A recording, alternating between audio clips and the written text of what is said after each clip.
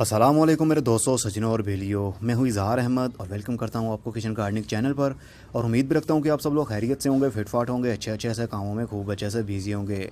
आप लोग मुझे पूछ रहे हैं कि मैंने मिट्टी के अंदर सीडलिंग किस तरह की और उनका क्या रिज़ल्ट चल रहा है, हमें शो करवाइए और हमें बताइए कि हम किस तरह सीडलिंग को शुरू करवाएँ। तो ये वीडियो आप लोगों के लिए बन रही है, इसको ज़रा गौर से सुनिएगा और समझिएगा। इस बार मैंने ओनली मिट्टी के अंदर ही सीडलिंग की और मुझे 100% रिज़ल्ट मिला, मतलब कि अच्छा रिज़ल्ट पा रहा हूँ मैं।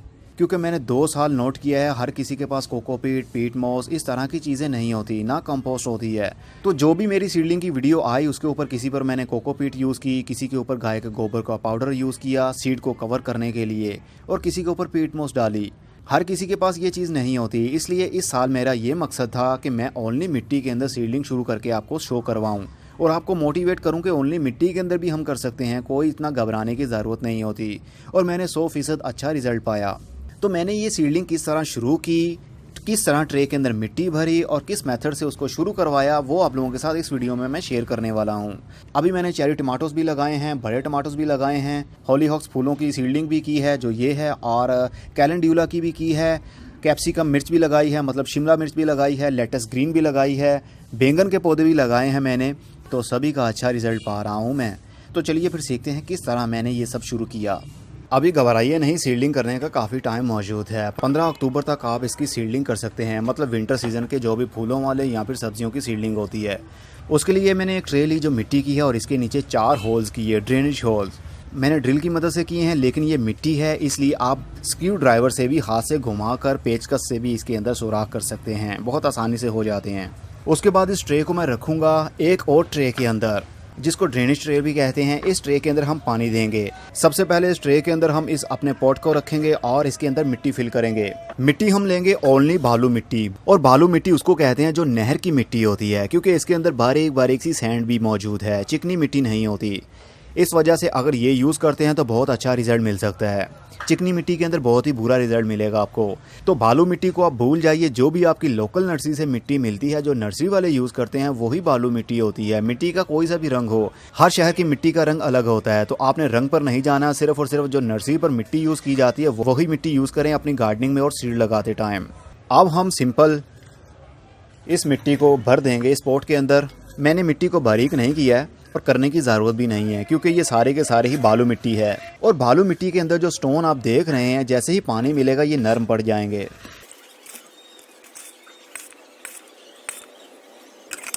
अब थोड़ा सा हम इसको इक्वल करेंगे, मतलब इसकी लेयर को स्मूथ कर देंगे।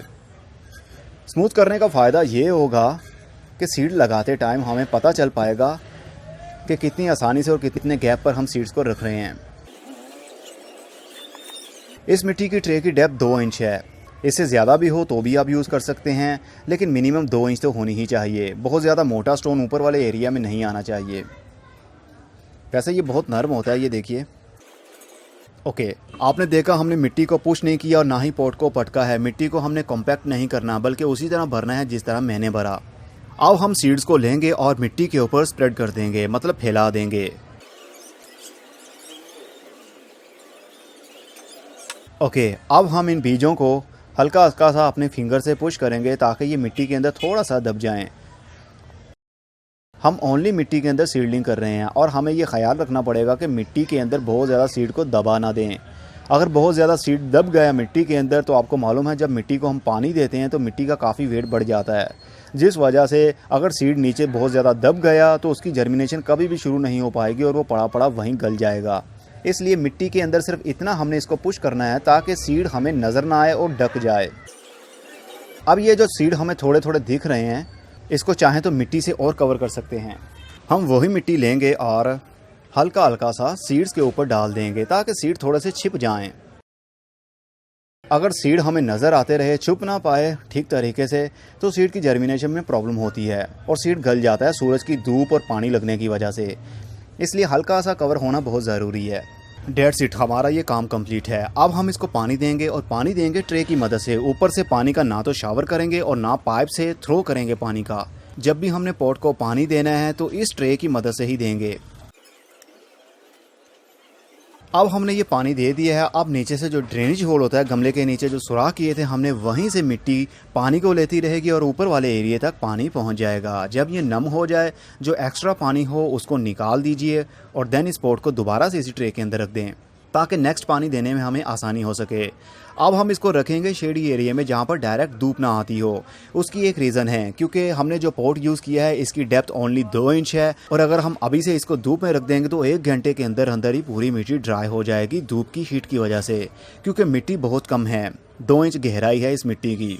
तो हम नहीं चाहते कि हमारे सीड की जर्मिनेशन में प्रॉब्लम हो, इसलिए हम इसको रखेंगे शेडी एरिया में जहाँ पर ब्राइट लाइट आती हो, या इसको अंधेरे वाली जगह पर भी आप रख सकते हैं, क्योंकि सीड की जर्मिनेशन के लिए सूरज की, धूप की या रोशनी की ज़रूरत नहीं होती, अंधेरे की ज़रूरत होती है, क्योंकि सीड हमारा है मिट्टी के अंदर और मिट्टी के अंदर रोशनी नहीं जाती। तो जैसे ही सीड की जर्मिनेशन शुरू हो, आपको लगे छोटे छोटे से पौधे उग रहे हैं, तो उसको फ़ौरन आप फुल धूप में रख दें। जैसे ही ग्रीनरी आपको नज़र आती है बीज के अंदर से, तो तब ज़रूरत होती है उसको सूरज की धूप की, ताकि वो अपनी खुराक को वहाँ से ले पाए और पौधे की ग्रोथ अच्छी हो। अगर आप तब भी उसको शेडी एरिया में ही रखेंगे तो पौधे काफ़ी टॉल हो जाते हैं। आपने देखा होगा आपकी सीडलिंग 2 से 3 इंच की लंबी हो जाती है और एक साइड पर झुक जाती है, देन वो मर जाती है। उसकी यही रीज़न होती है कि उसको प्रॉपर धूप नहीं मिल पा रही होती, इस वजह से वो काफ़ी लेंथी हो जाती है। आप चाहें तो अभी से इसको फुल धूप में भी रख सकते हैं। अगर आप फोकस रख सकते हैं कि मिट्टी ड्राई ना हो, इस ट्रे के अंदर पानी भर दीजिए, इसको धूप में पड़ा रहने दें, फुल डे की धूप में भी पड़ा रहे, नो इशू। सीड की जर्मिनेशन जब शुरू होगी तो बहुत ही अच्छे अंदाज से होगी। इसके अंदर कोई भी खाद यूज़ नहीं की गई और जो मिट्टी मैंने यूज़ की है ये कंप्लीट ड्राई मिट्टी है। अगर आपके पास जो घर में पुरानी मिट्टी पड़ी है वो गीली है तो पहले उसको सूरज की धूप में फैला दें, ड्राई कर लें, 2 से 3 दिन उसको फैला दें तो वो कंप्लीट ड्राई हो जाएगी। उस मिट्टी के अंदर गाय का गोबर यूज़ हो या फिर कोई कंपोस्ट यूज़ हो, नो इशू, आप वो भी मिट्टी यूज़ कर सकते हैं। लेकिन मैं ये मेथड इसलिए शेयर कर रहा हूँ जिन लोगों के पास गाय का गोबर, पीट मॉस, कंपोस्ट इस तरह की चीज़ें नहीं होती तो वो भी सीडलिंग कर सकें। तो अगर आपके पास पुरानी मिट्टी है तो आप वो भी यूज़ कर सकते हैं, चाहे तो उसके अंदर गाय का गोबर हो या ना हो। पहले उसको सूरज की धूप में कंप्लीट ड्राई कर लें, जैसे ही वो कंप्लीट ड्राई हो जाए उसके बाद गमले के अंदर भर के सीड ऊपर रखें। उसकी एक रीज़न है, गीली मिट्टी के अंदर फंगस भी हो सकता है, गीली मिट्टी के अंदर कीड़े भी हो सकते हैं, तो सीड्स को ये सब कुछ नहीं चाहिए। अगर मिट्टी के अंदर फंगस होगा तो सीड्स को लगने का भी खतरा है, अगर मिट्टी के अंदर कीड़े होंगे तो कीड़े वो बीज खा भी सकते हैं। लेकिन जो बीज मैंने डाले हैं, इस बीज के ऊपर जहर लगा हुआ था, जो लाल रंग का आपको दिख रहा था चमकदार, वो जहर था। मतलब एंटी फंगल पाउडर केमिकल उन्होंने यूज़ किया होता है बीज के ऊपर, ताकि उनके ऊपर कीड़ों का हमला ना हो, फंगस का अटैक ना हो और सीड की जर्मिनेशन अच्छे तरीके से शुरू हो। तो कुछ सीड ऐसे भी होते हैं जो देसी सीड्स होते हैं, जो हम अपने घर की मिर्च के अंदर से या टमाटर के अंदर से बीज निकालते हैं और वही लगा देते हैं। तो ऐसे बीज गलने का खतरा होता है, क्योंकि उनके ऊपर कोई भी एंटी फंगल चीज़ यूज़ नहीं की होती। इसलिए कंप्लीट मिट्टी का ड्राई होना बहुत ज़रूरी है। कटिंग्स हों या फिर सीड्स हों, दोनों के लिए ड्राई मिट्टी यूज़ करें और उसके बाद ट्रे के मेथड से ही पानी दें। अब जैसे ही सीड की जर्मिनेशन शुरू होगी, कुछ सीड की जर्मिनेशन 24 घंटे में ही शुरू हो जाती है और कुछ की 6 से 7 दिन में और कुछ की 1 महीने में। ये तो सीड के ऊपर डिपेंड करता है कि कौन सी किस्म का आप सीड लगा रहे हैं। मिर्च के सीड तो मोस्टली 3 से 4 दिन या 6 दिन के अंदर अपनी जर्मिनेशन शुरू कर लेते हैं। कुछ खास किस्म के पौधे होते हैं जिनके बीजों की जर्मिनेशन बहुत लेट शुरू होती है, इसलिए पहले आपको पता होना चाहिए कि जो सीड लगा रहे हैं इसकी जर्मिनेशन कितने दिनों में शुरू हो पाएगी। एनीवे, यही तरीका था जिससे मैंने सीडलिंग अपनी शुरू की और 100% अच्छा रिजल्ट पाया। तो आप भी पा सकते हैं अच्छा रिजल्ट। बस ये बात याद रखिए, मिट्टी को कंप्लीट ड्राई नहीं होने देना और ना ही बहुत ज़्यादा पानी देना है। इतना पानी दें कि मिट्टी हल्की हल्की सी नम रहे, मॉइस्चर बना रहेगा, सीड की जर्मिनेशन शुरू हो जाएगी, पौधों की रूट्स को भी पानी मिलता रहेगा। 15 अक्टूबर तक अच्छा मौसम समझा जाता है सीडलिंग शुरू करने के लिए विंटर सीजन की। अब मैं चलता हूँ, खुदा हाफिज़, goodbye, see you and tata, और अपना बहुत सा ख्याल रखिएगा।